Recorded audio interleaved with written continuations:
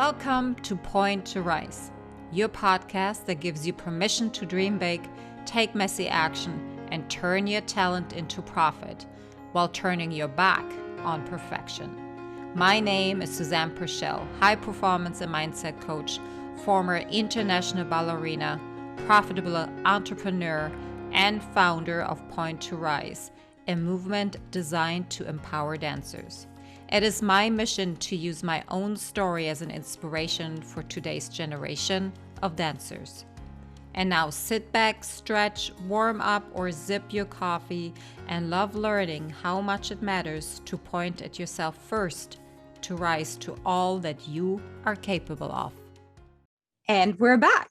I know, right? This is a new thing because we're recording from the laptop today.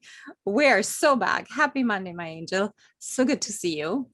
I am so grateful that I'm on the same coast as you are this week. And I can't wait to see you. I know. Yeah. So I know we chatted as always, just so y'all know. I know how you're doing right now. And I'd love it if you could share what came about for you, particularly today morning. Yeah. So recently I've been feeling really physically addicted to my phone and my devices, and I'm always plugged in. And I actually feel that literally lately. So this morning I was on the porch, and that's a time where I really like to enjoy my morning coffee and I like to read. And I usually block off about an hour of my time to do that. And I like that time. Something made me reach for my phone, and an hour later I was still on it, and I got really mad and I felt out of control because it was completely unconscious. None of the things that I did on my phone, I even had intentions of doing, and they kind of just one led to the other, led to the other, led to the other. And then I noticed the time. And so I realized it was time to do something that's been calling me for a long time and just do a digital detox. And I mean a full one, not just my phone, computer, anything with a screen is going away. I don't know for how long, but not for an hour or two. For a significant amount of time, I feel like it's time to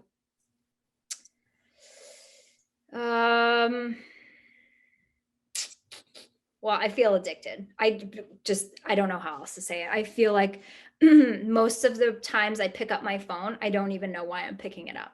And I don't like that anymore. It's not bringing me peace for sure. So, and I can tell you that immediately after I did that, within 10 minutes, my mind told me all the reasons why I can't do that.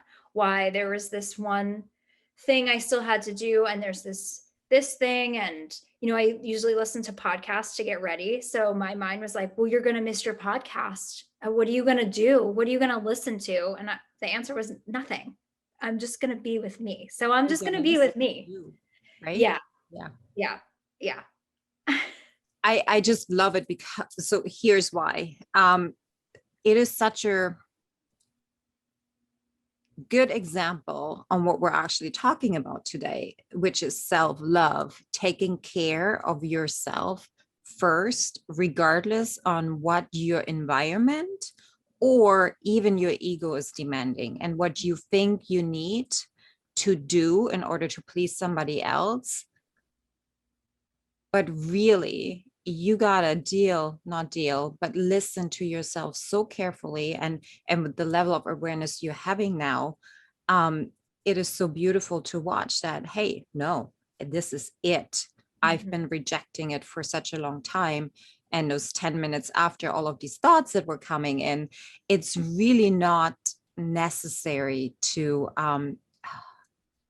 keep torturing ourselves.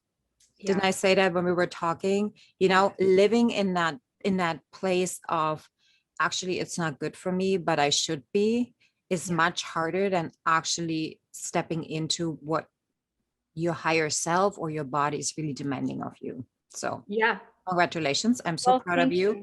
Thank you for doing the recording still. And then oh my gosh, yes. So after this, I did put my phone away about an hour and a half ago, and I said, okay, that's gone. The computer will be gone after this. But I didn't let myself listen to anything while I got ready today. I was Mm. with myself. And I never do that. So actually I want to add one more thing that's coming in.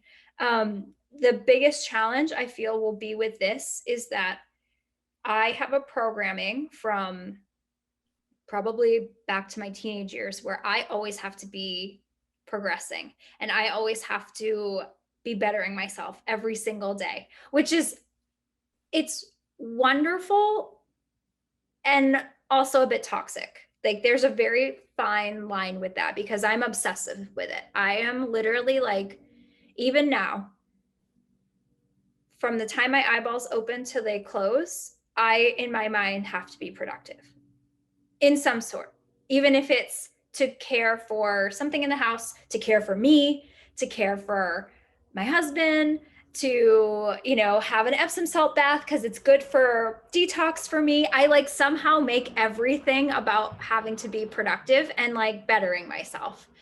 And I'm not saying that this is going to give me time to just like sleep all day, but it will be in a different way. And I feel like without the distractions of all of the pings and the information, I'll be able to see that behavior more. I'm ready for more awareness. And I already know after an hour and a half what my mind's done, that this time is going to bring that for me, for sure. Oh, this is such a good topic. You know what? I just recorded a podcast about that before I left, around the continuous hustle that we're in, and that circle of, if we're not doing enough, we're not going to be good enough. Yeah. And is the hustle really required to be successful, right? I don't want to put too much into it right now. I can so relate to it, and you will be so thrilled to feel what is going to come in. Yeah. Particularly from a dancer's perspective, because the I need to do this and I'm going to do this, and I can't really sit still with myself. That's me. If I sit still with myself, A, I'm not doing enough, and B, almost scared of the things that are coming in at that point. Like I used to like the bubbles, they just sit here. It's almost like anxiety. So I am so thrilled to hear next week what's gonna come in. Yeah. So awesome. What about you? Well, I know you have had a fun week. Yeah. So getting ready for a trip, I actually started packing 2 nights prior, not just the night prior, because I had to think a little bit. And I don't know how everybody packs, but I usually take way too much stuff. Oh yeah. Yeah. Yeah. So this time I'm like, I'm only allowed 1 carry-on, 1 suitcase. I'm gone for 2 months. If I don't have it on me, I can always go and buy it. And I had to consistently remind myself of that thought. If you don't have it on you, you can go and buy it. And then the worry about, well, what if I don't raise enough money? What if I don't be enough?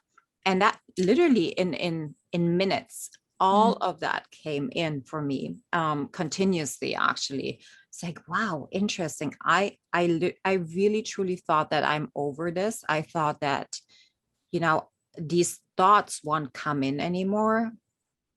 Well, they are. Yeah. So new level, new devil. That's really what it is, because now I'm so much quicker in catching them. It's like, oh, interesting. Let me reframe. And that just the capability and ability to have that awareness is so powerful, quite honestly. Like, we don't need to know so much, as in like tactical things, perhaps, as long as we have a high level of awareness and are able to reframe. Everything is reframable. Every negative thought is actually here to remind us. I read this morning. It's so incredible. Did you know that worrying is actually our level or zone of genius coming in and saying, hey, there's opportunity here for you. You have just not looked at it from that perspective. We are actually addicted to the level of worrying and feeling yucky about certain things, money, career, life, whatever, relationships, because we don't want to tap into the great and the opportunities that are really lying on the other side. It was such an eye-opening statement for me that I don't like to worry, yet I worry all the time. Yeah. You can relate, right? Like, yeah. Yeah. So, and going back to my dancer years, I worried all the time. It was all about worry. Yeah. It was just as our electronical devices, just as addictive, and it's actually seen as an addiction. Blame, worrying, all of these lower frequency emotions or actions, emotions, right? Yeah. Is seen as an addiction. It's almost like a spiral that we're going down versus the reframing and allowing ourselves to tap into our higher level frequencies and energy levels. Because when we're living in these higher level energy levels, that is when we are actually getting into our zone of genius. So how was my week? It was a roller coaster. Sam and I, they dropped me off. My oldest and my youngest boy dropped me off at the airport, and Sam and I were crying our eyes out. Oh. And I still get like tearied up because I remember that feeling of abandonment from my mother and my dad too, but that wasn't his fault. That was my interpretation. And I never wanted him to feel that way. But since he is still so beautifully open and expressing his emotions without any filters, he just said, I don't know how to deal with this. Like, I don't know the date when you're coming back, Mom. I don't know what's going to happen. And the uncertainty in the situation made him so emotional. And reframing that for me still is really, really hard. Like, I don't even want to talk about it. You can see like my nose is getting red and I'm starting to well up. Yeah. So that was my week, my darling. Well, welcome. We're talking about self-love today, and I'd love it if you could take over, because that really triggered me right now. Yes.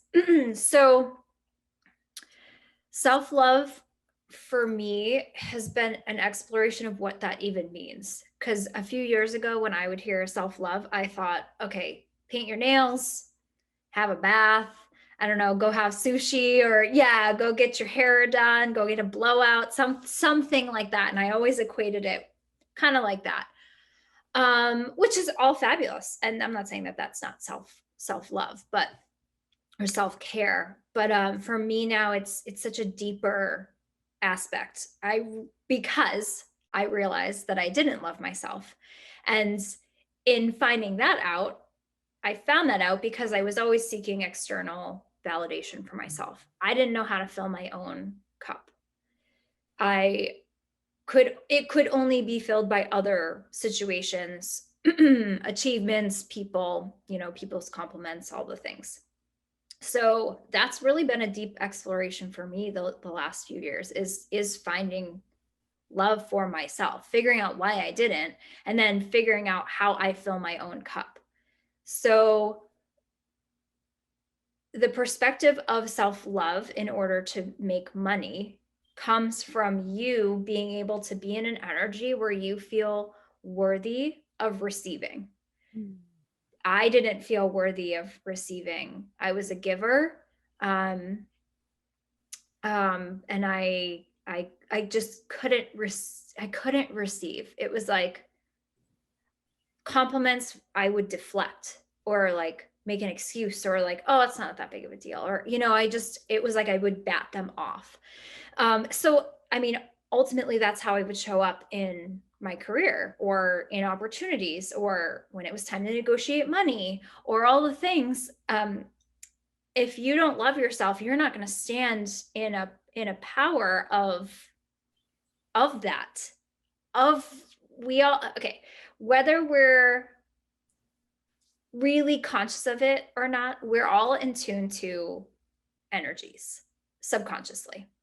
So you can tune in when someone doesn't have self esteem or self love, or vice versa, or maybe, you know, it's an ego thing, and they're very like overbearing personality. I know for me, without having that self love, an overbearing personality would make me shrink. And so, in any situation where it would be negotiation or some kind of opportunity or a way to advance my career, make more money, whatever, I shrank. So I certainly wasn't in an energy that felt deserving to period, or more. Because I will tell you, Jay and I are going through a money program, and there were some prompt questions the other day that blew my mind of what actually came up. But one of the things was how often I did things for free, how often I would, do collaborations or new works or things like that for free. And I didn't even think twice, because I didn't feel worthy of saying, I deserve to get paid. I've been a professional for however many years. Like, I understand this is the situation, but I still deserve to get paid. So that's what it is like, without the self-love, you can't possibly show up and receive to the greatest capacity. That was a bit all over the place. Oh no, I love it. Okay, so thank you for that time that I really needed. We tapped into self-love a little bit last week, and it really prompted me to take the beautiful gift here to explore the topic a little bit further, because yes, I so agree with you. When I heard the word self-love and you finding the description actually in the official documents of it being something actually negative, prompts us to let's find the great in this. And actually, self-love is necessary for you to function at any given time. Yeah. I could not see self-love as something positive myself. And it is still, for me, a daily reminder to look at it as something, put your oxygen mask on first. Yeah. So when we were taking off, I don't like flying. I am such a nervous flyer. Again, the worrying comes in. All my limitations are popping up, and I have to really actively reframe. Otherwise, I actually hyperventilate. Like, I get sweaty palms, I get nauseous. All of these physical things are popping up. And when I'm by myself, I don't let go of all of this. So I really have to occupy my brain with different thoughts. And what came to mind was, a plane really uses 40% of its fuel during takeoff. Okay. So, and the other 60% is really just used for cruising. If that, some planes dump fuel at any given point that they need a special weight when they're landing, or, they don't have to refill the tank as much, which led me to believe, what if we're the airplane? What if every day that we're starting is actually our takeoff? And looking or taking myself as an example, for so many years, I didn't refuel my tank. It was refilled a little bit through sleep, but not to its full capacity, or at least 90%. So I didn't even set myself up for a proper takeoff every day. Yeah. Nor did I set myself up for cruising altitude or reach my highest possible altitude I needed for that flight during that day. Okay. So self-love is getting your plane ready every single day. Like, if we are looking at what care and preparation it really takes. My husband used to be a flight attendant. The detail that just the crew has to go through, and like at the captain and the co-pilot and all of these people that are involved in getting every single plane, and there's so many planes leaving every single day from any given airport, and let's compare that to us as people, how detailed the preparation. You skip one thing, you are literally jeopardizing the safety of 200 people. So what if you take your self-care just as serious? What if somebody else's life would actually depend on you loving yourself? I mean, that's really high level. For me, though, that was just such an aha moment.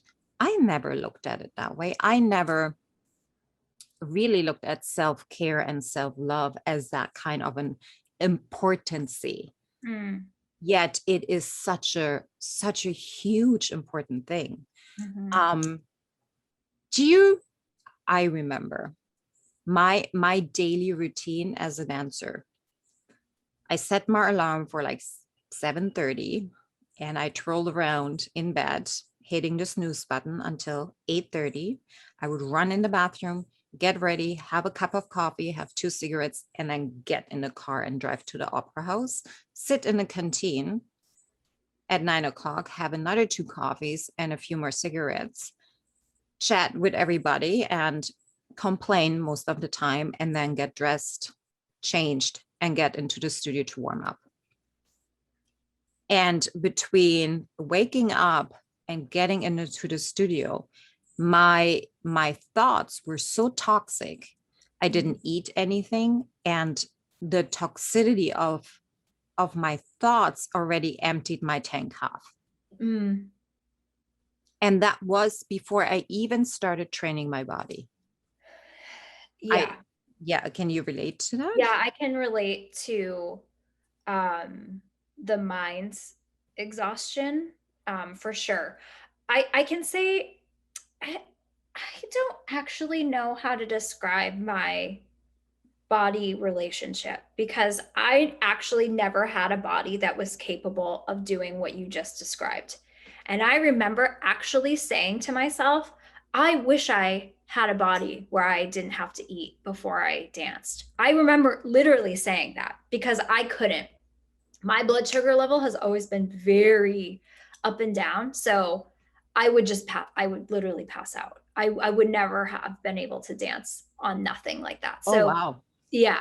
I was always like super restrictive and very like particular about what I ate. And I tried to eat as small portions as I could. But I was someone like, if I didn't eat every 2 to 3 hours, something, even if it was like half a banana, I would literally like pass out. So, but it's interesting because as you described that, I was like, I literally remember saying, I wish I could have had a body that was capable of doing that. So anyway, I had to share that because I know that I had those thoughts. In terms of my morning, was I ever intentional? No. Did I hit snooze 1,000 times and get up at the last possible minute? Yes. So then my mind has always been insistent to keeping me in overwhelm. And now I'm aware of it. I wasn't then. Wow. So I would get up at the last possible minute. Whoa.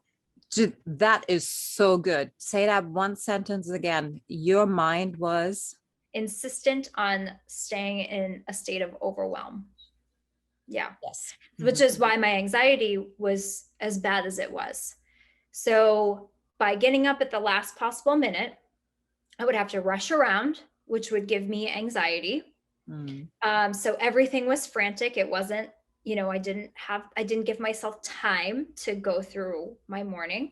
I would say my mornings really looked different depending on what I was in, because, I had different contracts and different theaters and different venues. So they all had different times. But ultimately, I always remember it would be a rush around, not organized. And there was nothing except just get ready and go wherever I needed to go. There was no meditation, no morning, just like stretch for 10 minutes and like feel good about my body. No feel good stuff, no reading, no nothing. And I can relate to what you were saying with the mind. an hour or two being awake, I'm already mentally exhausted. So I'm going into wherever I'm going mentally exhausted already, which is why for me, I can relate. I was sucking down half a pot of coffee a day, 3 20-ounce coffees for, oh yes, for at least a decade. Mm-hmm. Wow. The joke was like, I always had a cup in my hand and it was always coffee. It was like glued to my hand because I would like sip it until it was gone, and then I would get another one, and then I would get another one. It would last all day. Wow. Okay. Yeah. Okay. So what we think, and it's so interesting, what we thought back then was actually taking care of ourselves was actually just survival state. Absolutely. Absolutely. And I really, when I started gaining awareness around what I actually had done to myself, to my body, to my spirit, to my heart, when I was dancing, it opened so much up that every habit, not every, I would say maybe 95% of my habits were not aligning with what I actually was doing every day. It was not aligning with where I wanted to go. Mm. Because I had no idea that self-love is the essence of tapping into your possibilities. Yeah. And I really want to drive it in so clearly. If you haven't heard what Christy said in the beginning on how she perceived self-love, it is not only going to get the haircut or the massage or getting your nails done. That's something I would say perhaps the first layer of, Mm-hmm. 10, 20 layers of self-love. And if you're not used to it, start there. That's where I started. Literally, Yeah. I did not even feel good enough to get my hair cut or to wear makeup or get my eyelashes done. Mm-hmm. And I have to keep reminding myself, oh, come on, you are worth it. Mm-hmm. Because I could save that money. Yeah, I cut my own hair for 14 years. I want to see pictures. Best example, right? Yeah. So and I'm trying to, I don't know where it stopped, so I'm just gonna jump right back in here. With you giving yourself the permission to put that oxygen mask on yourself first, to be very selective in who you're letting into your island, who you are hanging out with, what kind of boundaries you're setting, how you want to feel. All of that is encompassed in the topic of self-love. Yeah. Where do I want to go with this? So when we're looking at self-love and feeling worthy of it, I feel that is really where it starts. We can tap into the hustle mentality and the giving mentality all the time. That is easy, particular for dancers, because we give. Yeah. Give. What we don't know and what nobody really is teaching is that when your energy level, when your decision-making level, when your physical strength is depleted, you're tapping into your reserves. And these reserves are only good for a certain time. You can push yourself really hard every now and then. Yeah. You cannot do it over and over and over and over again without seeing very harsh realities on the other side. Right. The breakdowns, the burnouts, the injuries, the anxiety, all of these eating disorders, all of this is really a result of not really truly taking care of your needs.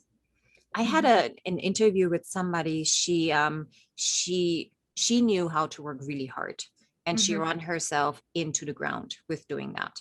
Okay. And it took 2 years. for her to come to the realization that, oh my goodness, I am so burned out. I can't even think straight. And when we are burned out, taking that step to self-care is even harder. Yeah. Right? Yeah. You just don't have the mental capacity to Yeah. take care of yourself, because it takes so much more energy to move that way than to keep going on that path you're on. Yeah. So she actually has a reminder in her phone 4 times a day, asking herself, what do I need right now? I love that. I love that too. It's like, oh, wow. I would actually get very mad at myself. I had to really admit that to myself if my phone would be asking that, because I am really good at the hustle too. I can just work, work, work, work, work without being productive, quite honestly. I'm so Keeping happy. myself busy versus productive, I'm right? so happy you said that. And this is why self-love practice, your every thought, every single motion, every step that you're taking during a day has to come from a place of self-love. It is not, how can I, it's not selfish in a bad way. Right.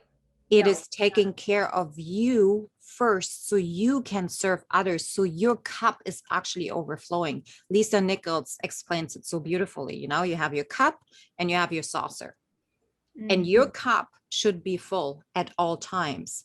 And whatever is overflowing onto the saucer is what you serve to others. Exactly. Exactly. And if that cup is full of dirty, disgusting water, Yeah. what's overflowing Yeah. is that's what's going to others. So if you're filling yourself up with self-deprecation or loathing, that's what's inside. We can't possibly have that inside of us and then radiate out and share unconditional love and light and everything that we want for other people. We can't. It can't come from that dirty vessel. Like it just wouldn't happen if we take that cup literally. It wouldn't overflow with purified water. So Oh, I love that. Yeah. Yes, that it would not, right? yeah. Yeah. And we want to serve the purified water. Yeah. And that draws back to last week's episode where we talked about serving and coming from a place of service. That service starts with us, with your love for everything that's in you and that you are capable of. And I see it, and this is when I think back at my training and when I look around at perhaps still what is out there. I'm not saying everybody is thinking that way, but I'm seeing the evidence of that young people, young women and men are being trained as dancers, and it all comes from a place of lack and hustle. Absolutely. That is how we perpetuate the model that we have seen in the industry for so many decades. So that goes back to, if you as a teacher don't have self-love, how can you teach others, or how can you even give that out to your students if you don't have it in you yourself? And that's where it's, you won't hold a studio space that has that energy. You're going to create an environment. And I just saw your reaction. Most environments, if I think back now, I'm more aware of energy than I was then, but the energy was tense. I was scared in a lot of studio environment. You know what that just brings up? I remember State Opera, the old building.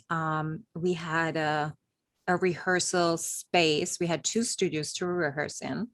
And that bigger, it was almost like a stage, and you would walk down stairs, and they were old and they creaked. And the studio was filled with the smell of rosin and perfume and sweat. And there was always something else that I felt when I was walking down these stairs. And it was the energy that was contained in the studio by what just had happened. And I didn't know it back then, why I sometimes felt this wave of nausea coming at me, or exhilaration, or complete calmness.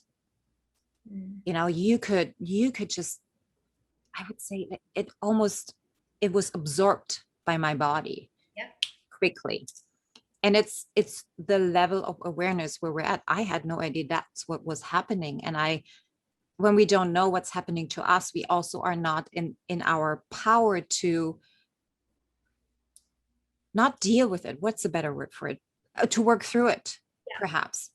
And to not any kind of negative emotions or energies that you're maybe being thrown at you and you're experiencing. When you're aware of it, you then also know how to remove them.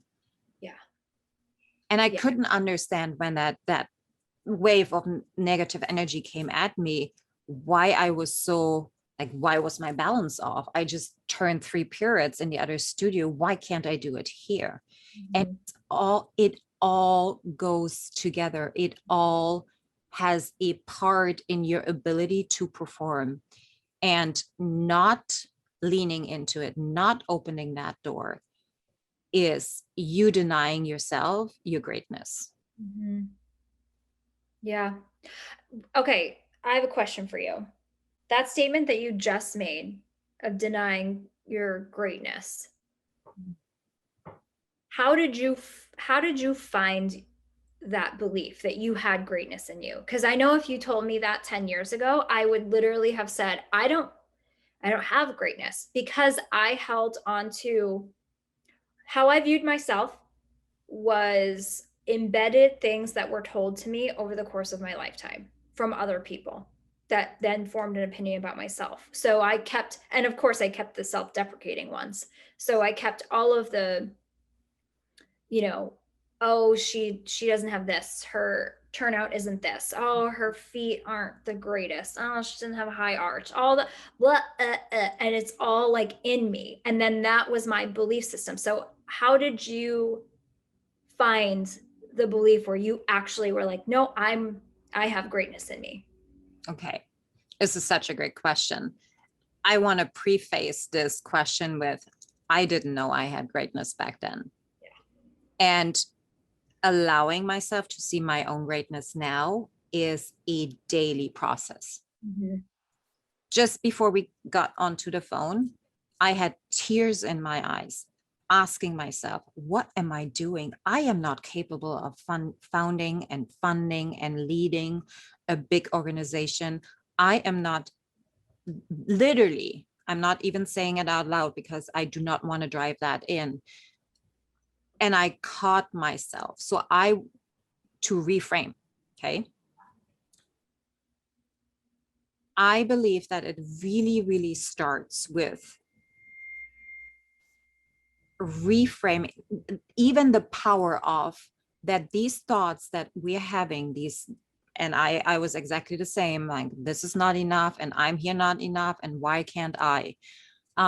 Understanding that these thoughts are actually holding us back. These kind of thoughts, and you are in power of reframing it. And it will take time. It will take just as much time as it took you to take these thoughts in.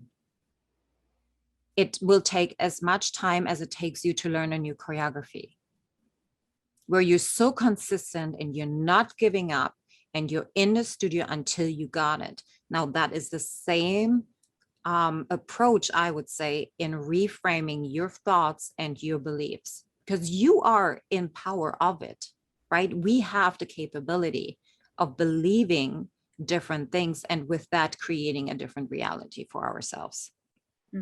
And allowing ourselves, it's a fact, we all have greatness in us.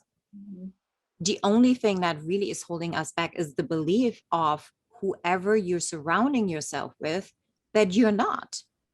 But then who is in the driver's seat? the other people Mhm. or you.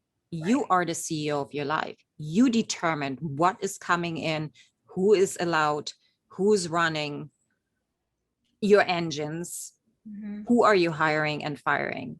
Mhm. And that is where I feel the perspective switch is so important, that we are, every single one of us is capable of everything that we want. We're Yeah. given thoughts and feelings for a reason, ideas even, Yeah.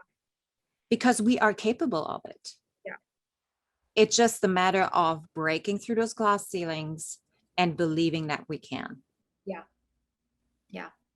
Something else came to me too, that actually really resonates with me. I don't know if it does with you, but I think I just cracked in this podcast why I'm always striving for, like, to be productive at every single moment.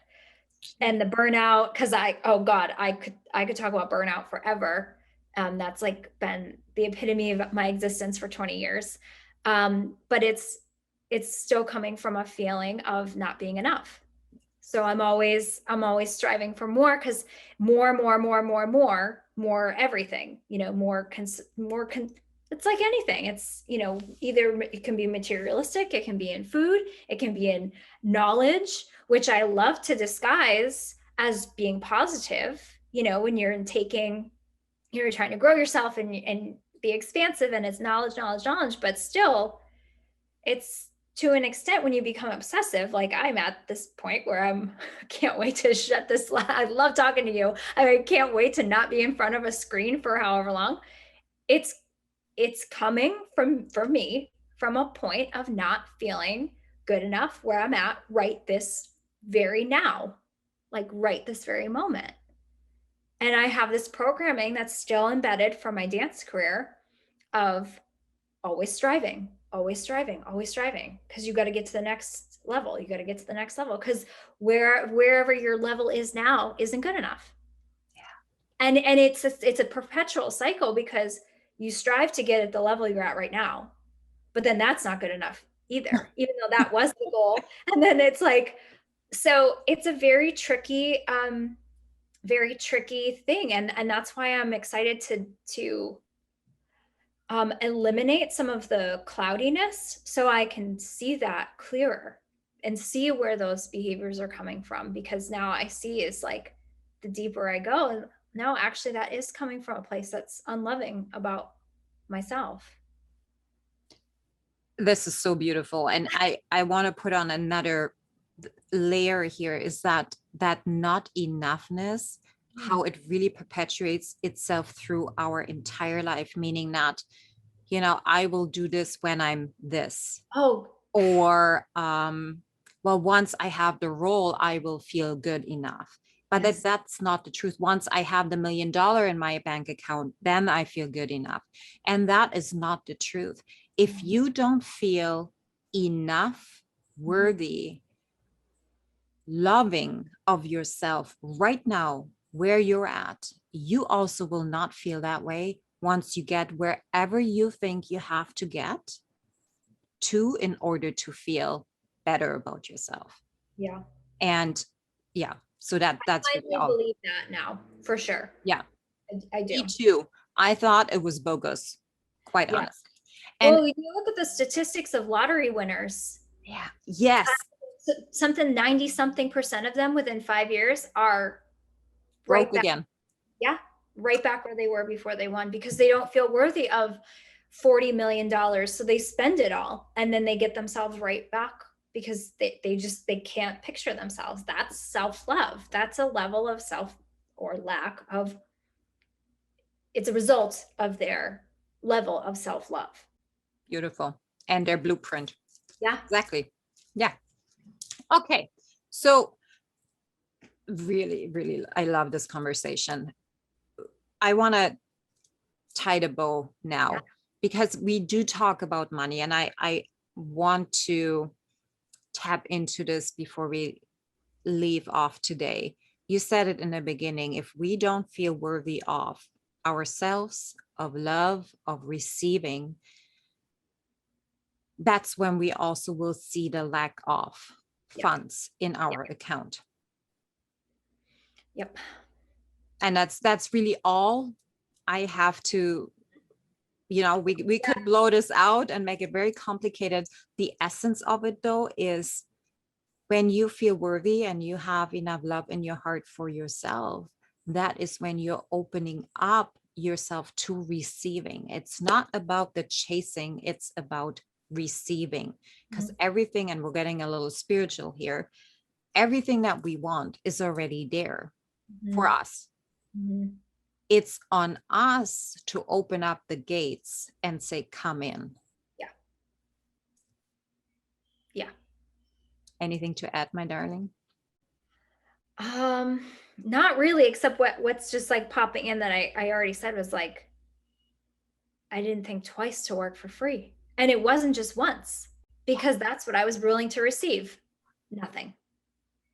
Because you didn't feel worthy of that. Oh my gosh, yes.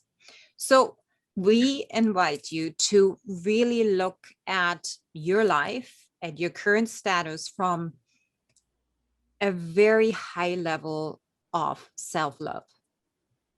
No judgment, just here's where I'm at. Take your journal out, write it down. It's not going to be comfortable. That's the truth. No. But then, I was listening to You're Badass at Making Money yesterday, just while I was driving around, and she was comparing the things that we don't want to deal with, how we prefer to live in that haze.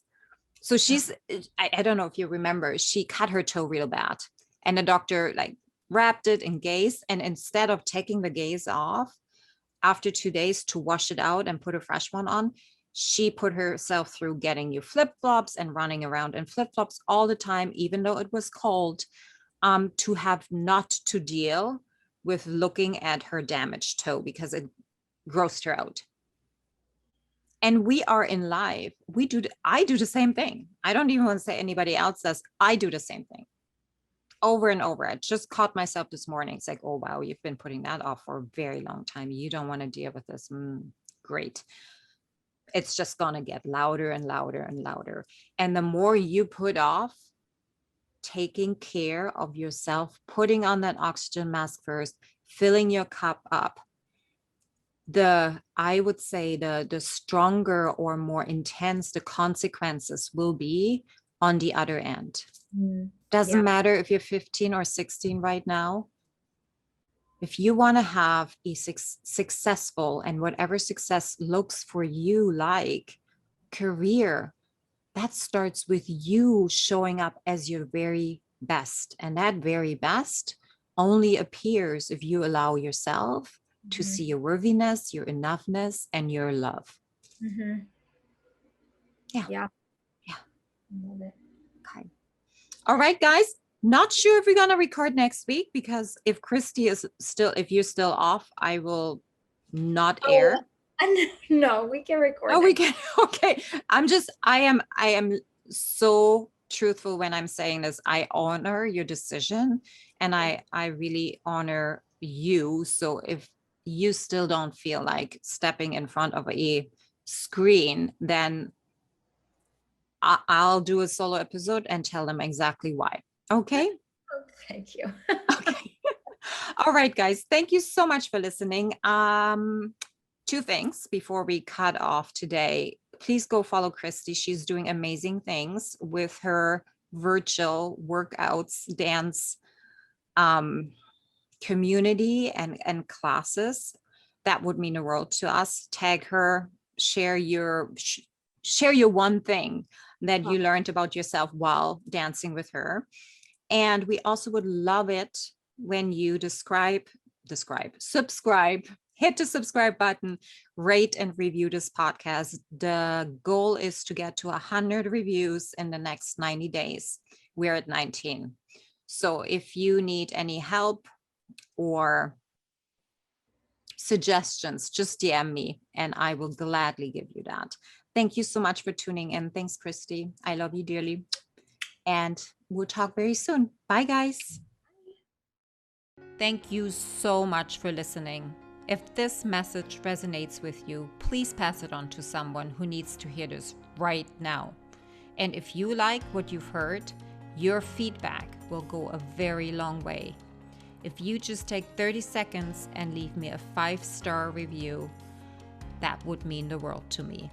Till next time, point at yourself to rise to all that you are capable of.